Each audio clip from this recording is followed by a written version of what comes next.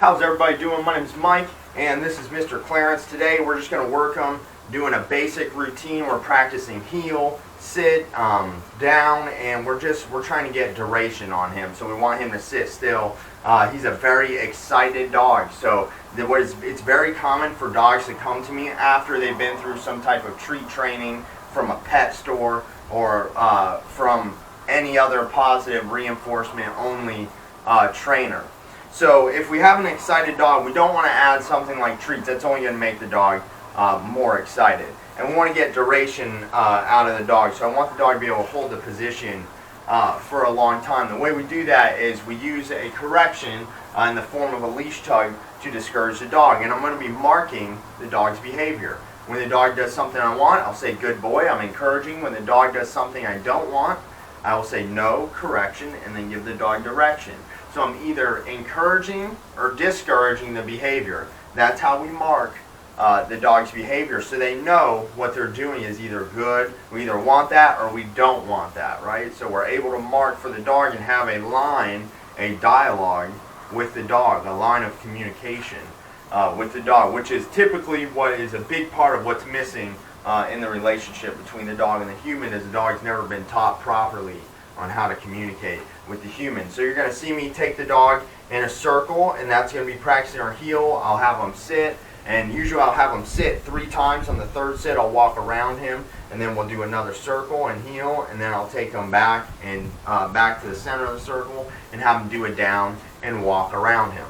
And I'll go ahead and show you guys what that looks like. And you see he's really excited. He's looking that way, right? Because he wants to see what's going on. So what I'm going to do is I'm going to challenge the dog and take him facing this way, and he's going to want to look behind him a whole lot. So here we go. Heel.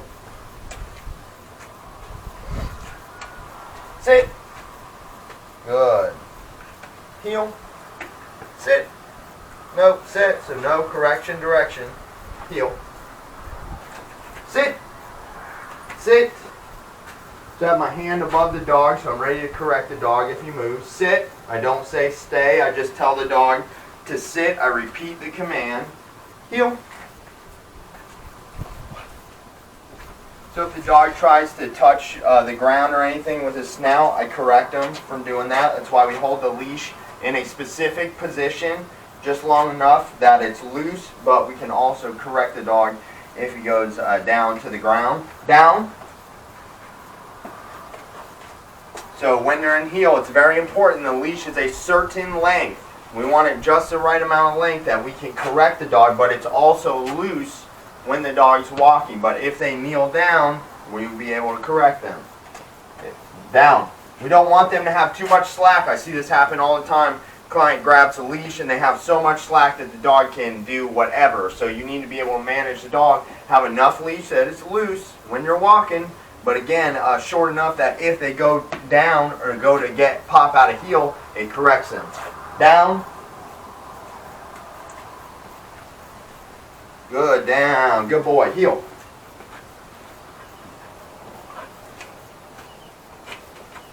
Sit. No, sit. So he doesn't do it. No, correction, direction. We say it one time, then we make it happen. That's how you get your dog to listen to you the first time. Heel. Sit. Heel. Sit. No. Sit. So you see, you try to get away without doing it again. So it's important that your timing is good with that. Otherwise, they're going to try and not sit every time if they get the chance. Sit. Sit. Good. Good sit. Heel.